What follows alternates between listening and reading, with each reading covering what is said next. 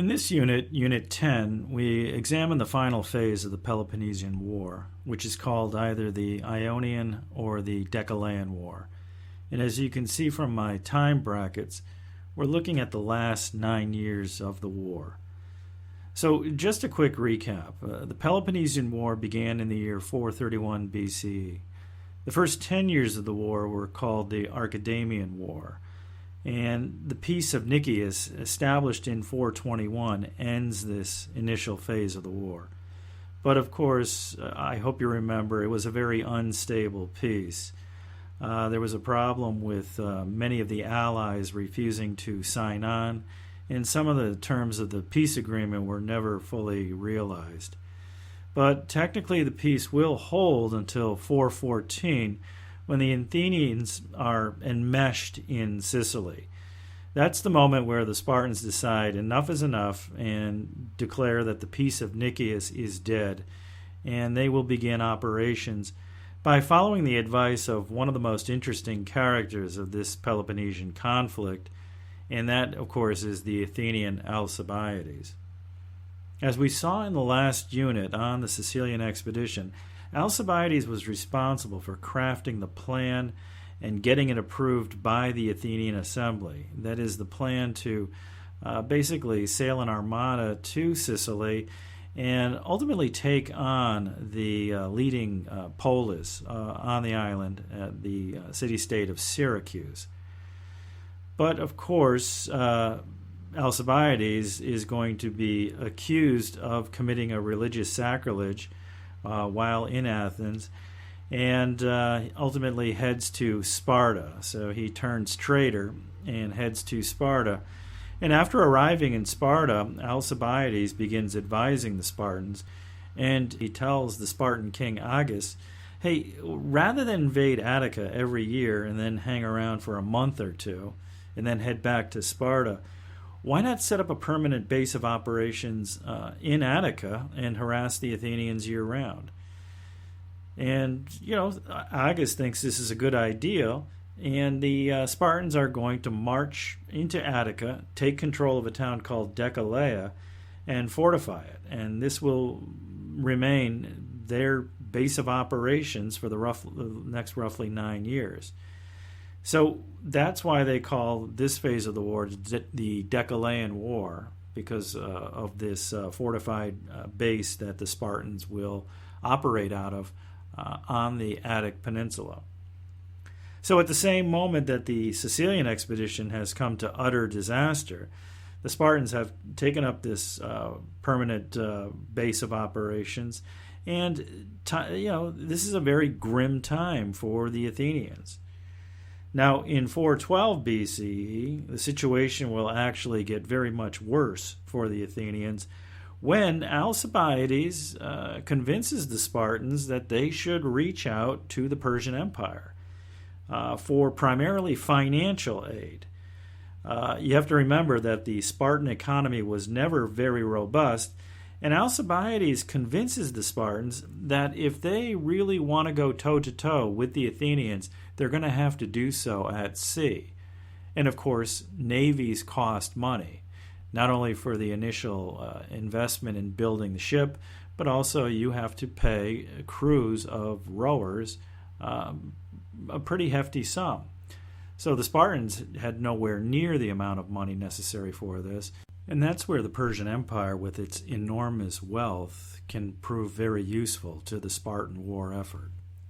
So using Alcibiades as a kind of broker, the Spartans will negotiate a treaty with the Persian Empire, and the Persians will supply financial aid, and the Spartans will use that money to build a navy.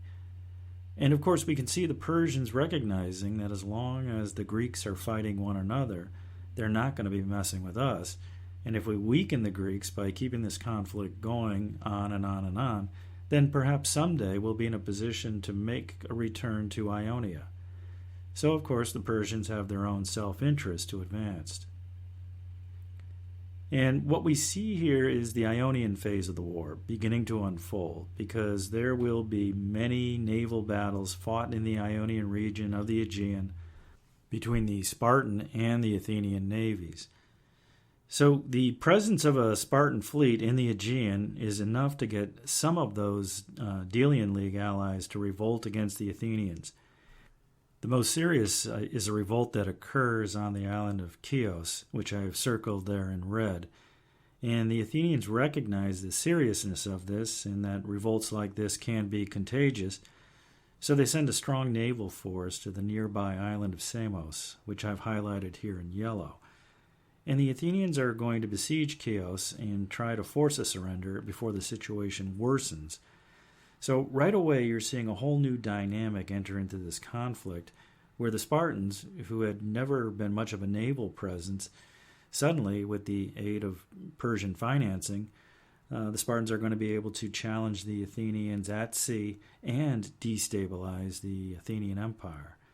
Indeed, the Athenians will become increasingly worried about the security of the grain shipments coming from the Black Sea region if the Spartans are able to challenge Athenian supremacy at sea. Now, these developments are also going to create much political tension within Athenian society. Indeed, a complex series of events will ultimately trigger an oligarchic coup in Athens itself. It all begins in the year 411 when Alcibiades, who had been living in Sparta, evidently it had been discovered that he was having an affair with the wife of the Spartan king, Agis. And needless to say, Alcibiades is no longer welcome in Sparta and has to skip town just before he is executed. So he's got to find himself a new home, and he goes to the Persians to become kind of an informal advisor to the satrap, the provincial governor of the Asia Minor region of that Persian Empire. So he gives the Persians the idea of keeping the war going between Athens and Sparta, keep it going as long as possible, and this is a way of safeguarding Persian interests. And that, of course, will encourage the Persians to continue financing the Spartans. Then, in a remarkable turn of events, Alcibiades sends a message to the Athenians, basically telling them, look, I can get the Persians on your side, Athens, and you can have access to Persian funds if you give up your democracy. The Persians are not comfortable dealing with democracies. They'd rather deal with oligarchies. And this is enough of a prompt to trigger an oligarchic coup in Athens.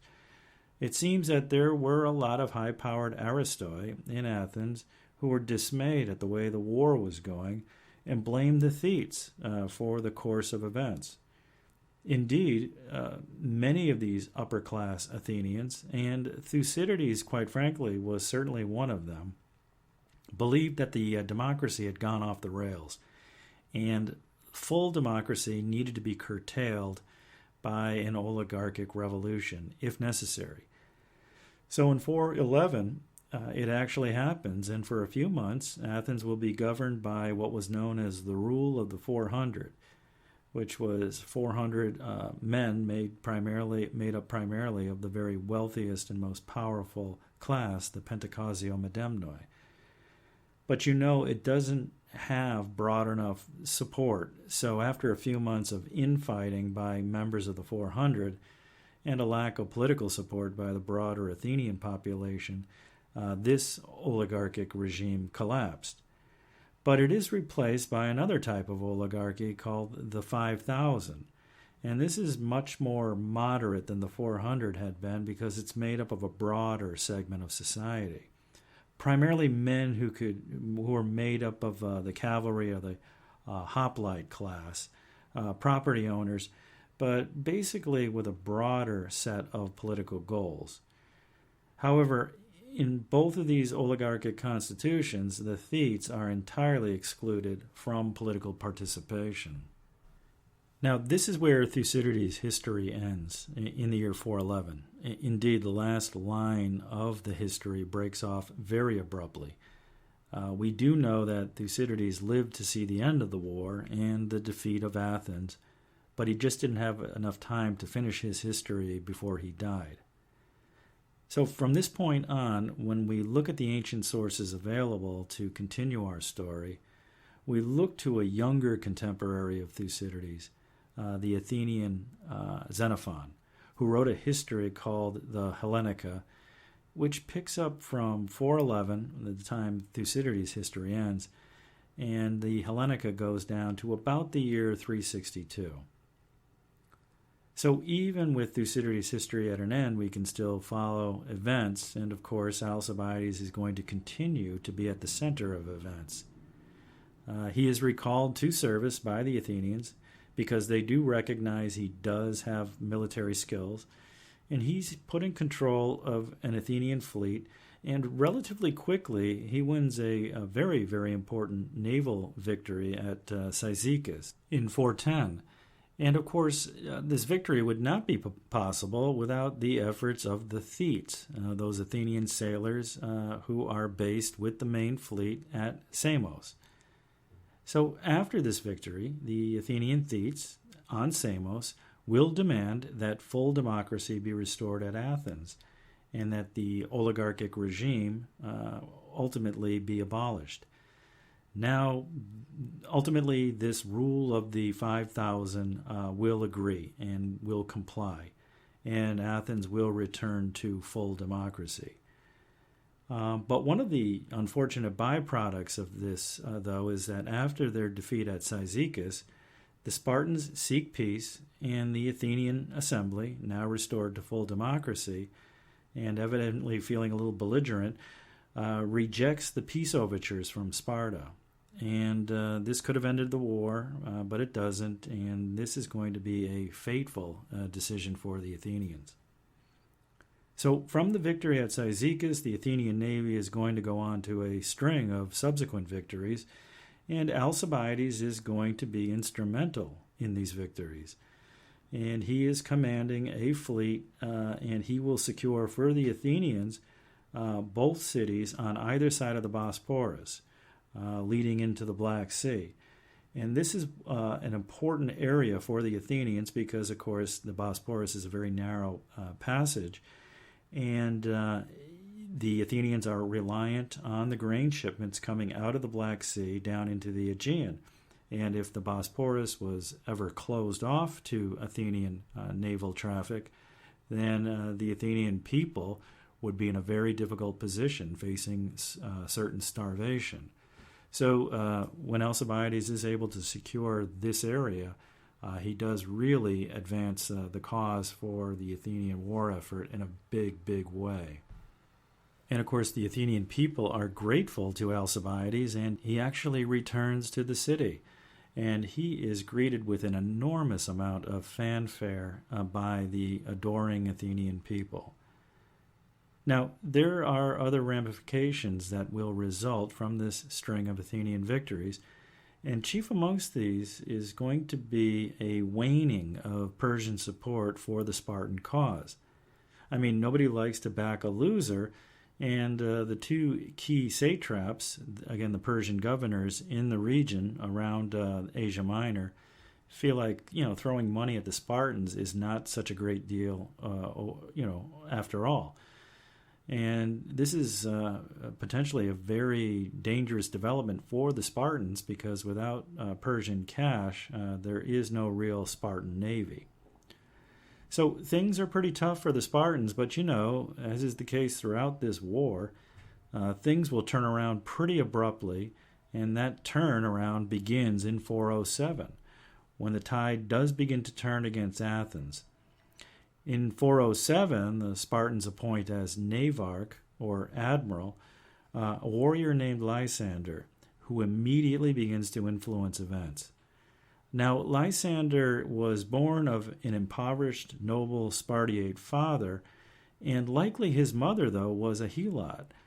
So he fell into a status called a mothax.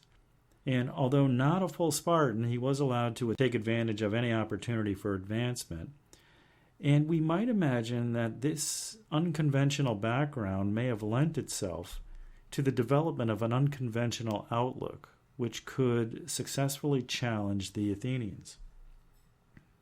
So immediately after taking command of the Spartan fleet, Lysander makes an important decision He wants to shift the main Spartan naval base away from Miletus, which was south of the Athenian base at Samos, and he moves it northward to Ephesus to better control this area here, the Bosporus and the Hellespont area, those choke points by which the Spartans could stop the Athenian grain shipments from leaving the Black Sea area.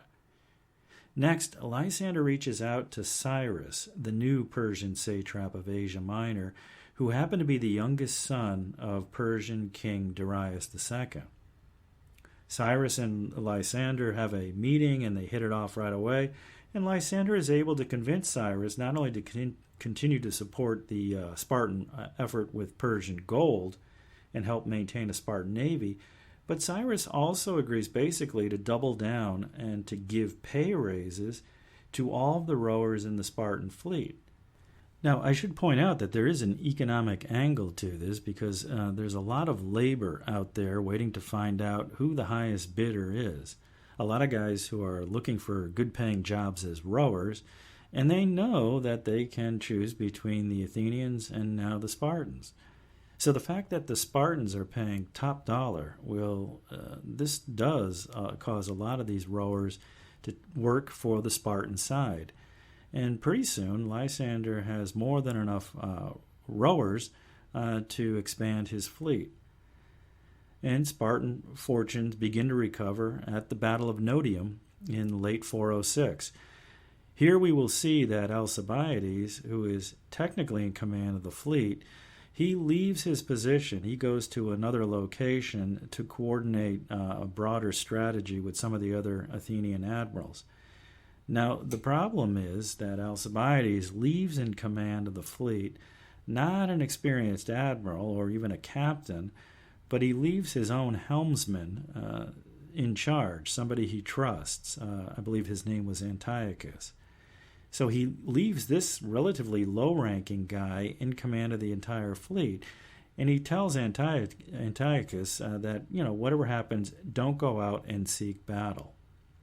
Well, as soon as Alcibiades is gone, Lysander decides to send some ships out to see if he can lure this Athenian fleet out into the open, where he plans on springing a trap. And sure enough, this guy Antiochus takes the bait and sends the fleet out, and it turns into a real debacle for the Athenians, and their fleet is soundly defeated at Notium. And this breaks the string of good fortune that the Athenians had been experiencing. But more importantly, Alcibiades is blamed for basically dereliction of duty and is exiled again from Athens. So the Athenians ultimately will lose a very gifted commander in Alcibiades. I mean, whether or not you like the guy, he was one of the best that the Athenians had. And now, once again, his services are no longer going to be available to the Athenians. So this sequence of events surrounding the Battle of Notium is going to have very far-reaching implications for the Athenians. Even more serious for the Athenians are the events of late 406, when the main Athenian fleet is bottled up on the island of Lesbos at the port of Mytilene, trapped by the increasingly powerful Spartan navy. The Athenians managed to scrape together a relief fleet in order to break the siege and allow its main fleet to get out of port. And this they are able to do because the Spartans didn't understand that the Athenians were capable of mustering this relief force. So the now combined Athenian fleet will take on the Spartans just off the coast of Asia Minor, here at the Arginousai Islands, and the Athenians will wind up winning a victory. But over the course of pursuing the fleeing Spartan fleet, some of the damaged Athenian triremes are kind of floating there, and then a storm comes up, and a lot of Athenian crewmen are clinging to the wreckage of these damaged ships, and they wind up drowning. And more importantly for the Athenians and their religious beliefs, the bodies of the dead sailors are never recovered, And the Athenian generals in charge are blamed for this, and they are basically put on trial back at Athens. Now, this is a big scandal that critics of the democracy point to time and time again, because what happens is there are 8 generals in total. 2 of them do not return to Athens after the battle because they recognize that somebody has screwed up and that the relatives of all these dead sailors are going to want revenge. The other 6 generals do return to Athens and are promptly put on trial. And it's a very unusual and unfair trial because one of the Athenian demagogues who wants to scapegoat these Athenian generals decides that they should be all put on trial at the same time rather than giving each of the 6 generals an individual trial, which was the ordinary procedure according to the Athenian constitution. So the ordinary process is circumvented, and all 6 of the generals and the 2 who have not returned to Athens are all found guilty and all are sentenced to be executed.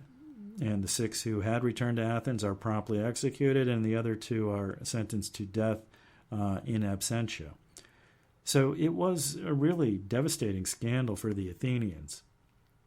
And the military implication of this is that the 6 generals, plus the 2 that had fled and avoided execution, well, these 8 in total were amongst the most experienced generals in the Athenian navy.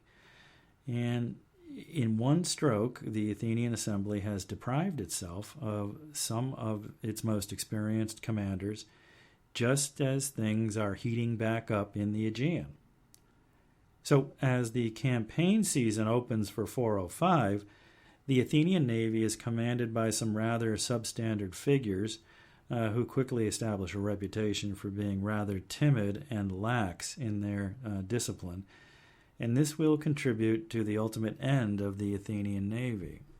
So in 405, the Athenian fleet has gathered and has taken up a base of operations at a place called Aigospotamoi, right here along the Hellespont. Even though Alcibiades, although he was in exile, he was living nearby, and he noted that the Athenians were deploying here, Alcibiades visited the camp, and he pointed out to the commanders that they were in a bad position. There was no port, so basically every evening the triremes would beach themselves on the shoreline, and there was no city around for regular supplies. So this really was a bad position, and when Lysander, the Spartan admiral, gets word of this, he decides to take advantage of an opportunity when the Athenians have all beached their triremes on the shoreline and the crewmen are out foraging for food. He swoops in with his fleet and basically surrounds the Athenians and forces their surrender. And over 100 triremes are taken into captivity, and basically this is the end of the Athenian navy. And from there, Lysander will then begin choking off the grain shipments coming out of the Black Sea. You can see here where Aigospotamoi, where the battle was fought, is here, and here is one of those choke points.